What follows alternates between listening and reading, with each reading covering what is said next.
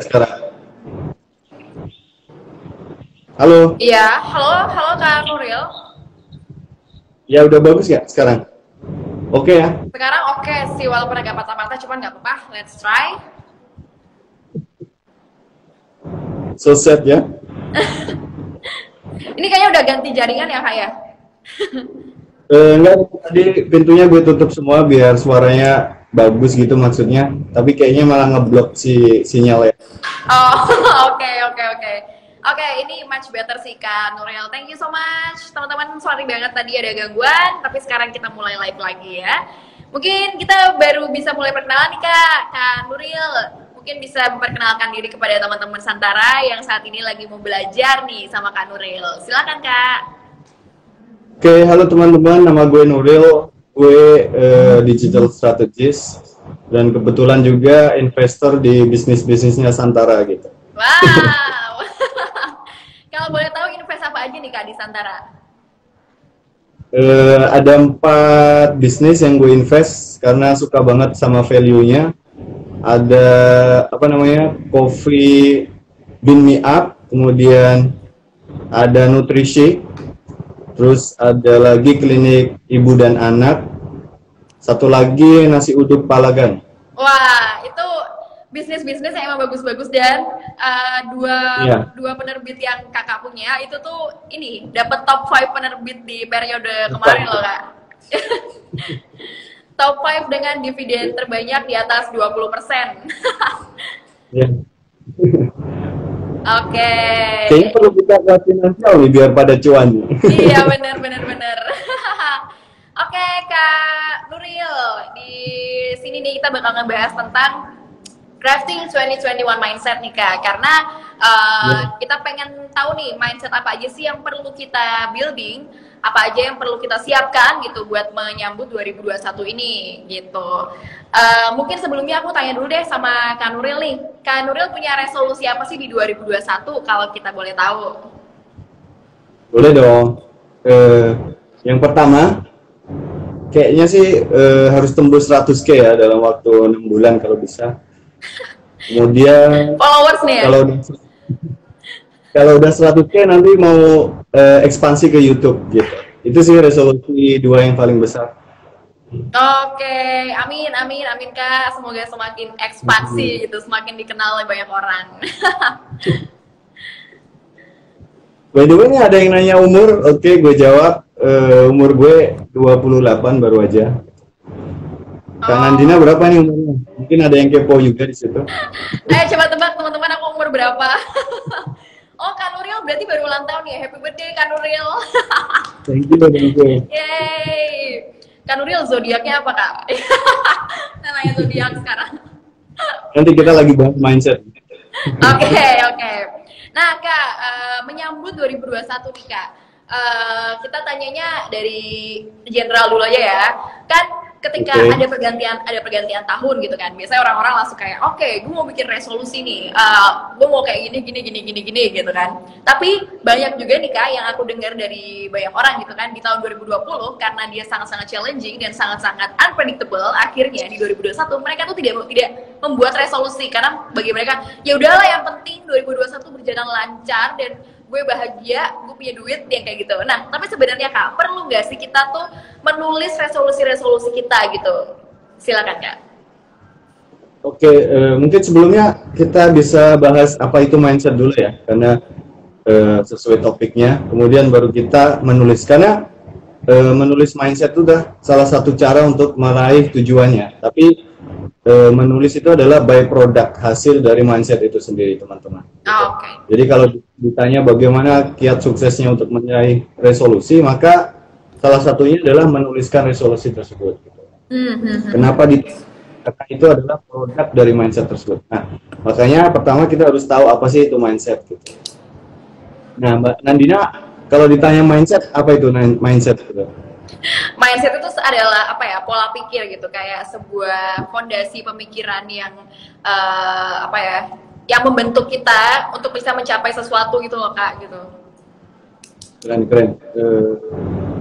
Kemarin sempat survei di story gitu ya, dari 2.500-an orang yang join, itu masih banyak ternyata yang jarang pakai kata mindset gitu. Sekitar 1.000 orang itu belum mengenal dengan betul apa itu mindset gitu. Nah, kalau tadi dibilang sama Kak Nandina sebagai pola berpikir, maka itu thinking atau belief, Kak? Belief system atau thinking system? Gitu. Pola berpikir, mungkin lebih ke belief system. Kalau aku ya, mindset mungkin agak ke belief system sih, Kak. Buat aku ya. Gue jelasin dulu, jadi mindset itu sebenarnya adalah sekumpulan pemikiran gitu. Sekumpulan emosi yang kita ulangi setiap hari sehingga dia membentuk tadi yang Kak Nandina bilang pola berpikir gitu. Sehingga dia membentuk pola berpikir, kemudian pola merasakan emosi kita sampai hal yang kita lakukan setiap hari gitu. Sampai to some point dia menciptakan belief sendiri. Makanya tadi dibilang sama Kak Nandina sebagai belief. Jadi yes, sebenarnya mindset itu both thinking dan juga belief gitu. Nah, kalau dalam perspektif bisnis gitu, mindset ini bisa dibilang adalah culture-nya perusahaan itu. Nah, perusahaan kan biasanya ada dua, ada yang startup, yang cepet banget, yang mereka mau grow, sama yang udah mature, jadi mereka stagnan aja atau fix gitu. Jadi kira-kira kalau perusahaan disebut culture, terus kalau dalam agama mungkin disebutnya iman ya, karena iman itu adalah sesuatu yang kita pikirkan, sesuatu yang kita yakinin, dan sesuatu yang kita lakukan. Jadi mungkin dulu dari perspektifnya. Oke. Oh sudah Kak itu. Ya. Oke.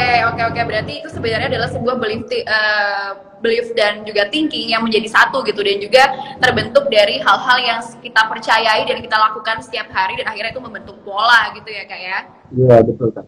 Oke, nah begini Kak, dan gini nih, kan ada orang-orang yang dia ingin memiliki mindset baru nih. Misal 2021 nih gue pengen punya mindset baru deh kayak gitu. Jadi sebenarnya Kak, mindset apa sih yang harus nih ditanamkan di tahun 2021 gitu? Aku sekarang sempat baca postingannya Kak Nuril juga, dan aku sempat repost di story aku gitu, dan yang paling bikin aku tertarik adalah tentang self confidence itu. Menurut aku di tahun 2021 orang itu harus self confidence, dan aku tuh cukup setuju banget dengan itu gitu. Nah, tapi nih menurut Kak Nuril gitu, di tahun 2021 mindset apa sih yang harus banget dipegang gitu untuk menjadi pegangan utama lah gitu? Oke, jadi sebenarnya 2020 itu mengingatkan kita akan beberapa tahun kembali ya, beberapa tahun silam gitu, bagaimana perusahaan-perusahaan besar itu berjatuhan seperti Nokia, bla bla bla gitu ya. Mereka gagal untuk berinovasi sehingga bangkrut lah gitu, karena kalah berkompetisi dengan mereka yang berinovasi. Nah, 2020 juga sama. Bagaimana perusahaan-perusahaan besar sangat cepat sekali pivot bisnisnya ya. Mereka yang biasanya produksi fashion, tas, sampai akhirnya mereka berani untuk memproduksi kayak masker, kemudian hand sanitizer, dan yang paling penting adalah mereka langsung go digital gitu. Nah, refleksi perusahaan yang bisa bergerak cepat seperti itu adalah refleksi pemikiran growth ya, growth mindset gitu. Sementara perusahaan yang tidak mau berubah, mereka adalah perusahaan dengan fixed mindset gitu. Nah, apakah mindset yang harus dipakai pada tahun 2021? Maka jawabannya adalah growth mindset teman-teman. Karena 2020 kita tahu sulit, tapi nggak usah mengeluh gitu. Karena siapapun yang berusaha, maka dia akan bisa menciptakan jalan ke sana. Kalau dalam bukunya Eric Barker ya, The Barking Up at the Wrong Tree, dia bilang bahwa kelompok orang-orang yang terbiasa jalannya mulus, mereka gagal dalam kehidupan nyata gitu. Kelompok ini disebut valedictorians gitu. Sementara para miliarder itu walaupun sekolahnya susah, mereka paling dapat nilai B, terus kerjanya juga nggak di perusahaan besar gitu. Tetapi setelah itu mereka mengalahkan tantangan ini dan menjadi seseorang yang luar biasa gitu. Nah, dalam buku itu disebutkan bahwa orang-orang besar seperti Abraham Lincoln, kemudian Mark Twain, kemudian Michelangelo, itu mereka kehilangan orang tuanya atau mereka menjadi yatim sebelum usia 16 tahun. Nah, tantangan ini saya analogikan sebagai tantangan di 2020. Nah, teman-teman mau gagal atau apa namanya meratapi nasib atau mau merubah nasib, itu adalah di tangan kalian masing-masing. Oke. Berarti kayak mindset growth dan juga mindset untuk lebih bisa beradaptasi dengan apapun keadaannya, even itu dia bisa dan dia harus menghadapi ketakutan terjadi gitu ya Kak ya. Betul. Oke.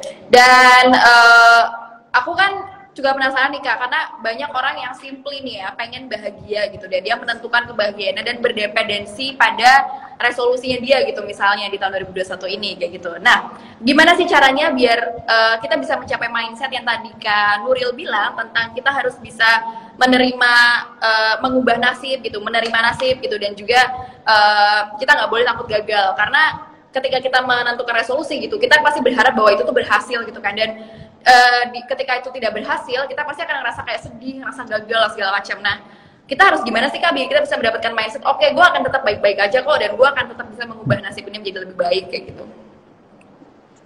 Ya betul banget Kak. Jadi salah satu definisi dari fixed mindset itu adalah ketika dia dihadapkan pada challenge dan dia gagal, maka dia menempatkan kegagalan itu sebagai identitas dirinya. Gini misalnya gue mau bangun bisnis, kemudian gue mengajukan ke Santara, ternyata belum sesuai prosedurnya Santara, maka gue berpikir bahwa ternyata gue itu orangnya nggak berbakat untuk dalam bisnis gitu misalnya. Padahal kegagalan ini adalah sesuatu yang temporer gitu. Bisa aja tahun ini gue gagal, tapi 5 tahun ke depan bisa aja gue menciptakan sebuah perusahaan yang gede banget. Gitu. Nah, hal seperti ini juga diangkat dalam film kemarin ya, Itaewon Class misalnya. Bagaimana teman-teman kayak pecinta drama juga. Udah nonton juga Kak? Udah, tapi belum selesai Kak. Ya. Jadi di situ diceritakan bagaimana Park Se-royi itu pertama membangun sebuah bisnis tapi gagal gitu. Karena dilibas sama kompetitornya yang udah gede. Tapi Park Se-royi nggak pernah putus asa sampai akhirnya dia merekrut seorang digital strategis gitu ya, siapa namanya nggak ingat. Akhirnya mereka berdua bekerja sama dan membangun bisnis yang sangat besar itu. Maka teman-teman, tahun 2020 oke, kita tahu banyak hal yang susah gitu, sampai bulan Januari pun belum selesai ya, virusnya bermutasi, kemudian PSBB terus berlanjut, tapi itu semua adalah sesuatu yang temporer teman-teman gitu. Nah, jika teman-teman menggunakan growth mindset ini, maka teman-teman akan tumbuh sebagai orang yang kuat gitu, bisa menghadapi berbagai tantangan gitu. Dan growth mindset ini adalah sesuatu yang bisa dibuktikan secara saintifik teman-teman. Ini adalah terminologi yang baru aja populer 5-10 tahun ke belakang karena ada penemuan dalam bidang neuroscience ya, yaitu munculnya sebuah konsep neuroplasticity gitu. Jadi otak kita itu bisa berkembang bagaimana halnya dengan otot kita gitu. Jadi jika terus dilatih, maka otak kita akan berkembang baik secara kimia maupun secara struktur, gitu. Oke. Berarti dibikin kebiasa terus ya Kak ya, kalau kayak gitu ya? Yes, betul Kak. Jadi yang pertama harus dirubah adalah idenya. Ide-ide itu kan sebuah pemikiran. Pemikirannya harus dirubah bahwa berbuat kesalahan itu sesuatu yang wajar, namanya manusia pasti berbuat salah. Kemudian kegagalan itu juga sesuatu yang wajar. Siapa sih yang nggak pernah gagal gitu? Kayak diceritakan Steve Jobs saja sampai pernah dikeluarkan dari perusahaan yang dia dirikan sendiri kayak gitu kan. Tetapi dia nggak pernah nyerah, dia terus berinovasi sampai akhirnya dia jadi CEO dan inovatornya dari Apple sendiri kayak gitu. Oke. Ada satu pertanyaan menarik yang tadi ada, ini dari Dodis_0003 nih. Bagaimana sih Kak mengetahui kalau kita itu wajib untuk terus berusaha di satu bidang, atau malah kayak oke nih kayaknya gue nggak bisa nih terus di sini, gue harus pindah, move kayak gitu. Di titik apa Kak kita akhirnya bisa menyadari hal itu Kak?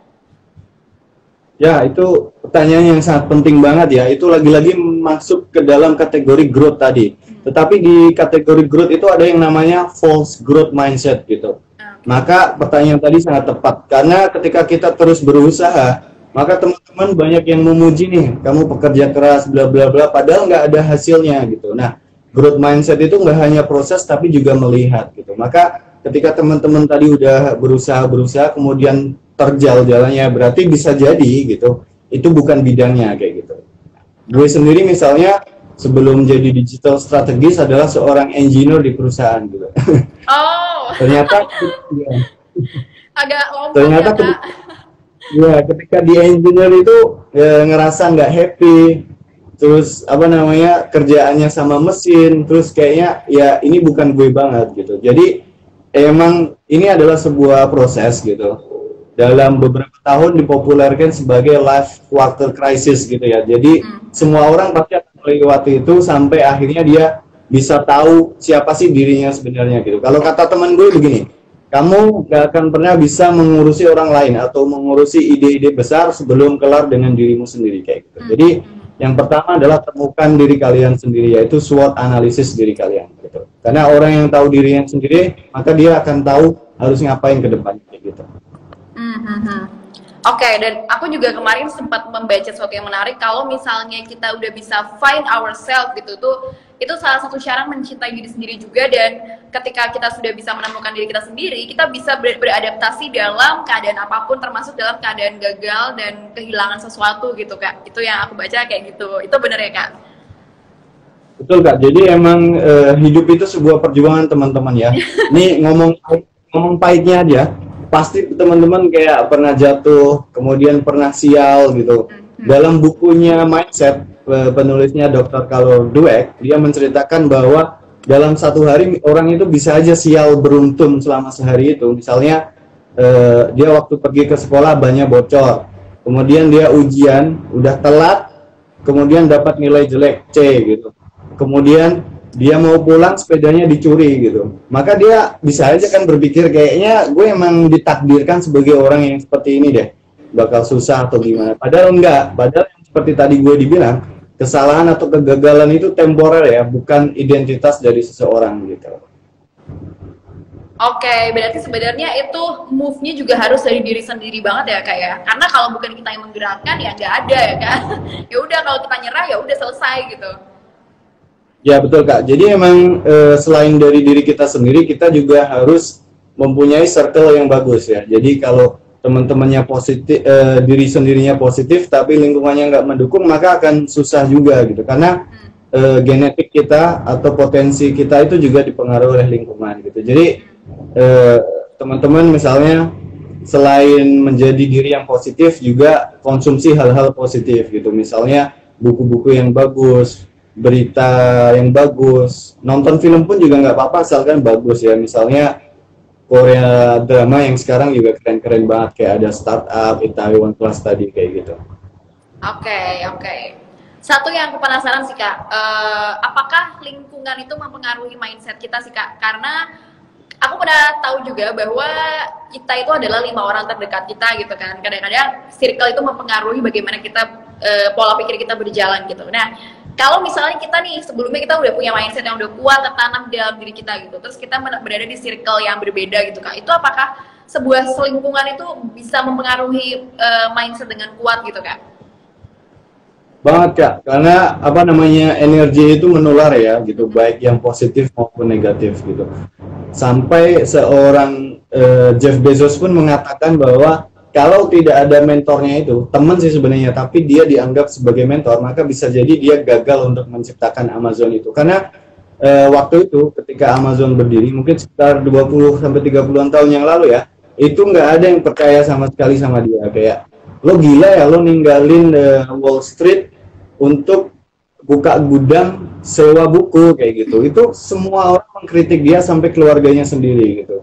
Akhirnya dia menemukan satu orang, yaitu mentornya itu tadi, dan dia support full gitu. Akhirnya setelah beberapa tahun dia membuktikan gitu bahwa the power of mindset dan juga circle tadi bisa mempengaruhi dan mewujudkan cita-citanya gitu. Oke, berarti kita juga harus menemukan circle yang tepat dan cocok sama kita ya Kak ya, circle yang tidak mempengaruhi hal-hal buruk ke diri kita gitu, tapi malah nge-improve kita gitu. Betul Kak, ya. Oke. Nah, ada nggak sih Kak, kan mungkin gini nih, kita pasti ada di satu titik. Udah menemukan belum nih positive circle-nya? Gimana? Udah menemukan positive circles-nya belum nih? Alhamdulillah sudah Kak. Saya sangat bersyukur dengan circle saya yang sekarang gitu. Jadi ya aku akan mencari circle lain, networking sih, lebih tepatnya networking lain. Karena menurut aku 2021 ya, selain mindset, networking juga harus semakin diperlebar sih menurut aku. Itu ada yang bilang statementnya bagus banget. Itu teman gue by the way, seorang blogger dan mantan di Jakarta Post ya, garbage in, garbage out. Yes, betul banget. Jadi kadang mindset itu harus dirubah ya, benar-benar dibuang gitu. Kalau kata Kenshin di filmnya Kenshin, sebelum membangun peradaban baru, dia harus meruntuhkan peradaban yang lama gitu. Jadi sebelum berganti mindset, dia harus buang mindset yang lama gitu, diruntuhkan kemudian diganti dengan yang baru. Oke. Ini ada pertanyaan menarik dari Dodis lagi. Pertanyaannya Dodis bagus-bagus ya, cerdas si Dodis ini. Oke. Menarik nih untuk yang circle. Tipsnya dong Kak, gimana sih caranya biar bisa dapat circle yang klop dan bisa sama-sama positif gitu? Oke, mungkin yang dimaksud circle itu nggak harus teman dekat teman-teman ya. Frekuensi ketemunya nggak harus setiap hari gitu. Jadi circle ini adalah orang-orang yang menginspirasi gitu. Bisa misalnya atasan atau orang-orang yang udah lebih sukses. Kemudian teman-teman ajak untuk bertemu misalnya sebulan sekali atau seminggu sekali gitu. Saya baru aja membaca bahwa salah satu orang terkaya di Hong Kong gitu, dia spending 20% itu untuk networking gitu. Jadi bagaimana dia membangun circle-nya, dia investasi teman-teman. Dia gunakan 20% dari income-nya itu untuk bertemu dengan orang-orang yang hebat gitu. Nah, kemarin kebetulan hari Minggu gue diundang sama seorang pemilik bisnis gitu ya, entrepreneur di bidang teks gitu. Nah, dia mengundang, kemudian kita bertemu. Nah, itu adalah salah satu bagaimana kita membangun circle yang bagus kayak gitu. Padahal kita nggak kenal nih teman-teman, tapi beliau DM saya, kemudian kita janjian ketemu, ngobrol di sana, dan ya itu membentuk mindset saya dan akhirnya memperluas wawasan ini gitu. Sesuatu yang gue anggap nggak possible, dia udah ngerjain gitu. Dia udah jadi seorang entrepreneur dari umur 20 teman-teman, dan usianya baru 26. Gila nggak? Wow, oke. Nah itu tuh, kalau buat akhirnya menemukan circle kayak gitu, berarti kita harus growth mindset dulu, terus kita gerak, terus kita cari gitu ya Kak? Iya, betul. Oke. Nah, aku penasaran lagi nih Kak, ada sebuah case tertentu di mana kita punya teman nih, misalnya kita punya teman yang mindsetnya tuh nggak cocok sama kita gitu, dan kayak kita mungkin jadi kesel sendiri nih, orang kenapa sih mindsetnya gini banget gitu, lo kayaknya harus ngebenerin mindset lo deh kayak gitu. Mungkin kita sering ya ketemu orang-orang yang seperti itu. Nah, sebenarnya kita bisa nggak sih Kak punya influence buat ngerubah mindset orang lain gitu, menjadi ya better lah gitu, misalnya yang menurut kita nggak bagus kita bikin lebih bagus kayak gitu. Atau apakah kita harus punya influence gitu, ataukah kita ada nggak sih Kak caranya gitu, atau gimana? Ada Kak, tapi emang namanya energi itu kuat-kuatan ya. Misalnya si A ini positif, si B ini negatif. Maka jika si A ini merasa dirinya udah kuat, boleh aja sih dia masuk ke circle itu gitu. Nah ini misalnya dicontohkan dalam penelitiannya si Dr. Dweck, kayaknya si penulis mindset itu, dia mengumpulkan 2 orang gitu. Dia mengumpulkan 2 grup, yang satu grup dijelaskan bahwa stres itu hal yang negatif gitu. Kemudian si grup yang satunya dijelaskan bahwa stres itu hal yang positif gitu. Apa yang terjadi? Maka orang-orang yang dijelaskan bahwa stres itu hal yang negatif, ketika dia dikejar deadline, ketika dia mengerjakan proyek yang besar, maka dia kolaps gitu. Karena yang dia baca, apa yang dia pikirkan, stres itu adalah hal yang negatif. Sementara dia yang dijelaskan secara terus-terusan bahwa stres itu positif, maka ketika deadline datang, ketika proyek yang sangat besar datang, dia ambil itu sebagai challenge gitu.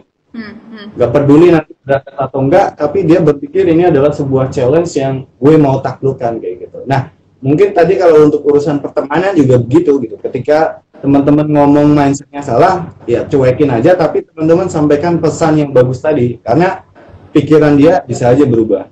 Oh, oke. Berarti sampaikan. Mumpung ingat juga, ini juga menyambung penelitian di neuroscience tadi ya. Jadi berkembangnya atau berubahnya mindset itu nggak terbatas oleh usia gitu. Baik teman-teman sekarang udah usia 40, 50, atau masih muda, itu semua bisa dirubah kayak gitu. Oke, berarti sebenarnya tidak terlimit ya Kak ya. Pokoknya kalau udah tua terus kita bisa ubah mindset tuh bisa banget ya sebenarnya ya. Dan ada pertanyaan menarik dari sekolah bisnismu, gimana sih Kak cara ubah mindset secara cepat? Sebenarnya nggak ada yang instan ya di dunia ini, termasuk Indomie aja kita harus rebus atau seduh dulu gitu ya. Termasuk merubah mindset ini adalah hal yang fundamental gitu. Dan salah satu cara merubahnya adalah mengubah habitnya gitu. Ketika habitnya dirubah, maka dia akan otomatis mengubah mindset. Karena definisi mindset tadi adalah pemikiran dan emosi yang terus diulang-ulang sehingga membentuk cara pikir, cara memberikan rasa atau emosi, dan termasuk action itu sendiri ya gitu. Kalau rule of thumbs atau popular belief-nya di masyarakat, habit itu harus dibentuk selama 30 hari gitu.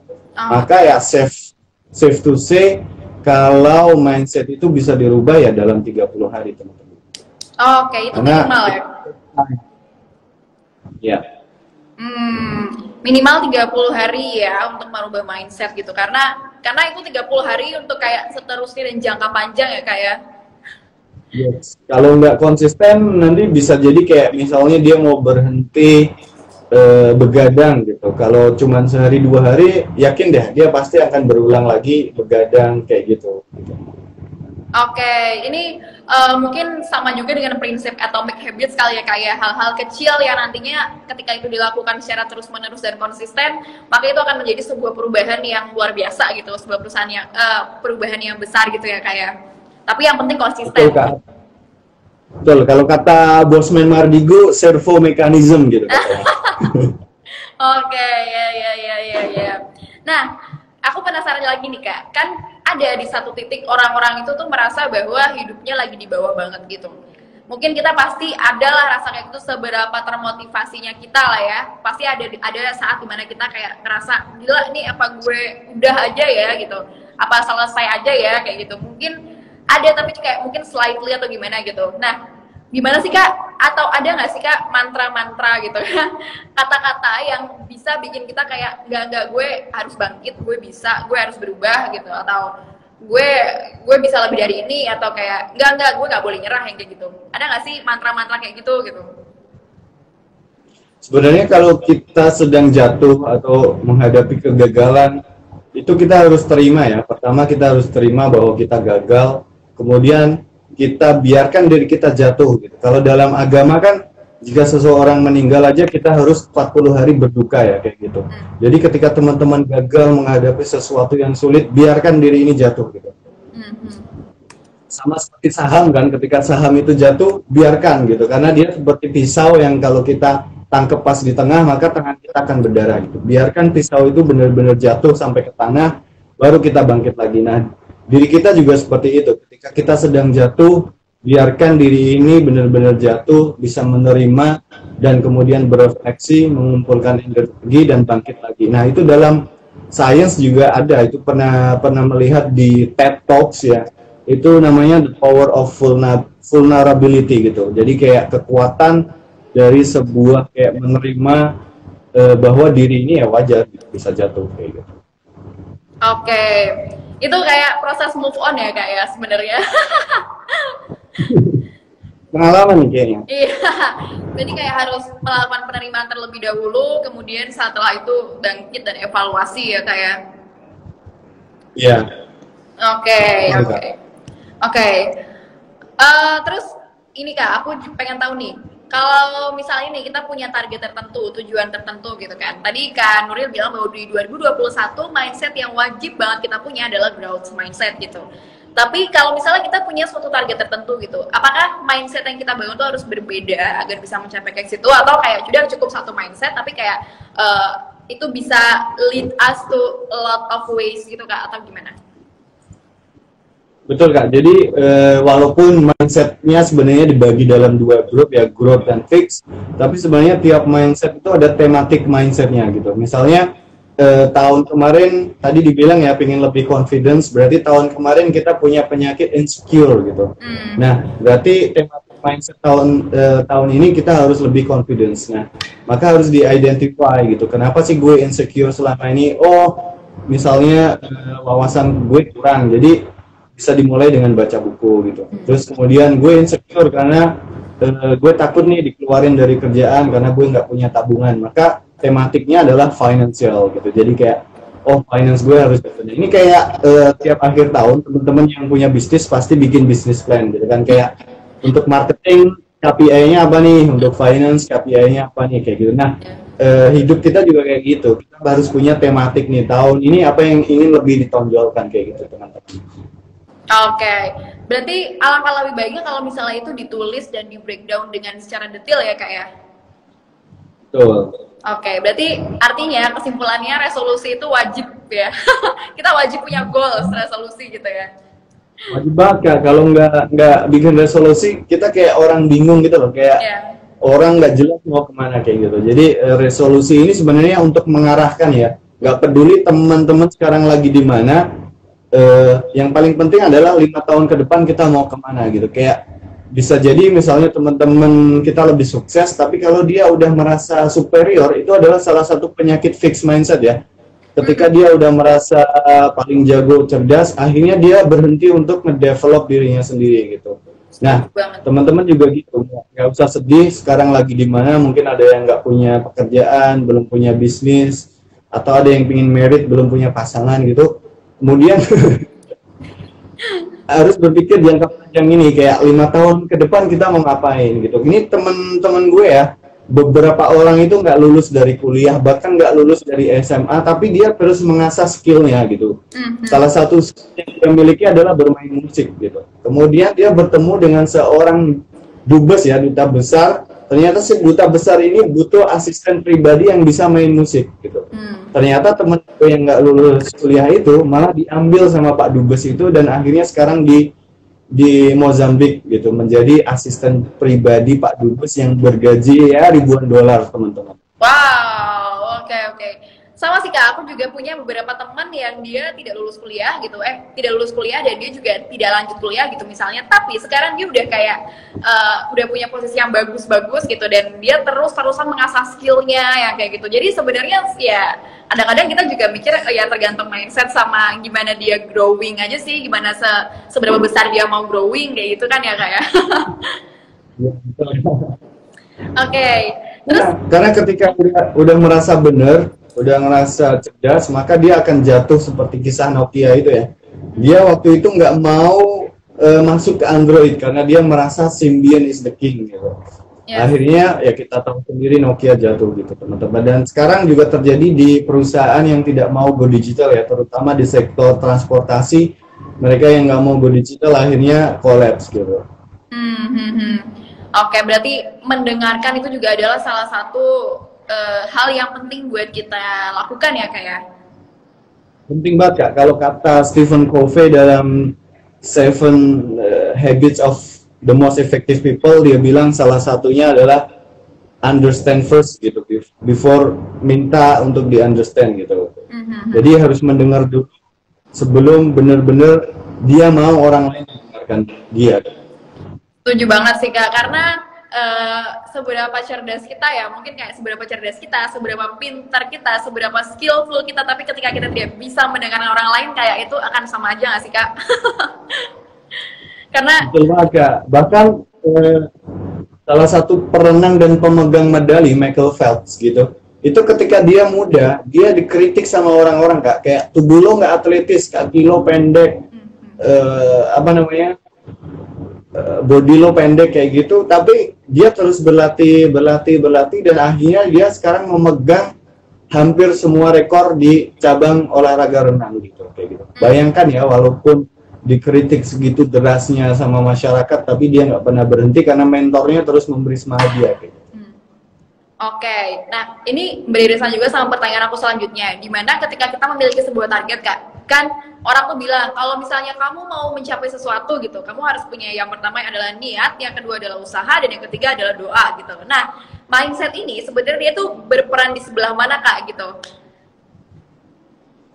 Kalau kata Napoleon Hill dalam bukunya Think and Grow Rich gitu, manusia memang harus berhasrat dahulu gitu sebelum memulai. Bayangkan ya, buku ini keluar sekitar tahun 1930 sebelum ada konsep yang gue bilang tadi, neuroplasticity gitu. Sebelum bukan sebuah konsep growth mindset gitu, tapi si Napoleon Hill itu mengeluarkan sebuah statement yang legendaris gitu. Apa yang kamu bisa percayai maka bisa diraih oleh otakmu kayak gitu. Nah, tadi dibilang kayak seberapa penting sih mindset untuk mencapai resolusi ini? Penting banget gitu, karena dari mindset ini terciptalah sebuah semangat dan energi gitu ya. Kalau kata Mark Manson, salah satu penulis buku yang fenomenal, Seni Bersikap Bodoh Amat, dia mengatakan bahwa tubuh kita itu tergerak karena belief dari pikiran kita gitu. Jadi ketika orang berpikiran dia bisa mencapai targetnya, maka dia memberi sinyal kepada tubuhnya untuk bergerak gitu. Jadi dia udah, sebagian orang bilang kayak 50% kesuksesan itu dari mindset, ada bilang 80%-nya dari mindset gitu. Oke. Karena mindset itu yang juga menggerakkan ya Kak ya? Iya betul Kak. Nah ini ada pertanyaan menarik dari apa nih, Fadil TNJ. Apakah mentor itu perlu Kak untuk merubah mindset kita? Penting banget sih, karena namanya manusia, dia kadang tidak bisa melihat kesalahannya sendiri teman-teman, karena dia kadang tertutup oleh egonya sendiri gitu. Nah, seorang mindset adalah orang yang nggak hanya bisa menuntun dia ke jalan yang benar, tapi juga bisa menemukan kesalahan yang dia harus koreksi gitu. Nah, jika teman-teman punya teman yang seperti itu, maka dalam pepatah Turki disebut, ya karena pernah kuliah di Turki, dia punya satu pepatah yang bilang bahwa seorang teman itu dia yang jujur kayak gitu. Dia pedas ngomongnya tapi itu kebaikan lo gitu. Nah, sementara kita hidup di dunia sekarang kadang kita terlalu banyak sugar coating ya. Kayak kata-katanya dihaluskan, terlalu manis kayak gitu, tapi sebenarnya apa yang dia pikirkan dan rasakan nggak seperti itu kayak gitu. Oke, berarti sebenarnya kita perlu ya mentor gitu di kehidupan kita untuk memberikan advice yang wise gitu, karena mungkin kita we're not wise enough gitu buat melihat lebih jauh gitu mungkin.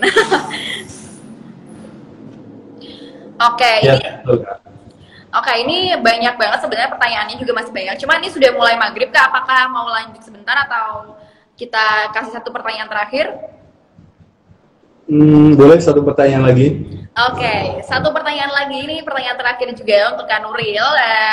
Gimana sih Kak cara buat kita, dan ada pesan mungkin ini termasuk pesan-pesan juga buat teman-teman Santara yang lagi dengerin gitu kan, buat pengen level up gitu. Kalau mau level up harus mulai dari mana gitu?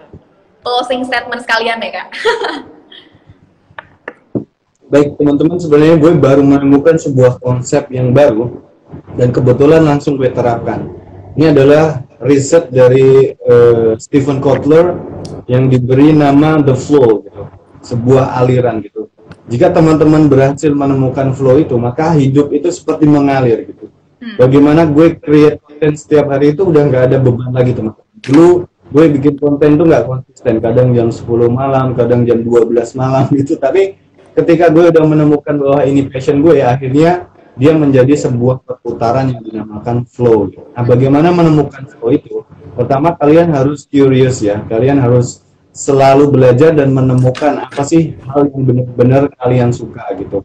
Sehingga dari hal yang disuka itu menjadi sebuah passion gitu. Sebuah hal yang benar menggelora di hati dan pikiran kalian gitu. Nah, ketika sudah menjadi passion, maka kalian harus jadikan itu sebuah purpose gitu. Lebih besar lagi, yaitu menjadi sebuah tujuan yang nggak hanya berguna membahagiakan diri kalian sendiri, tapi juga memberi dampak kepada orang yang lebih luas gitu. Nah, ketika dia udah menjadi purpose, maka dia harus di-challenge setiap waktu ya untuk level up terus-terusan. Harus di-set goal yang lebih tinggi.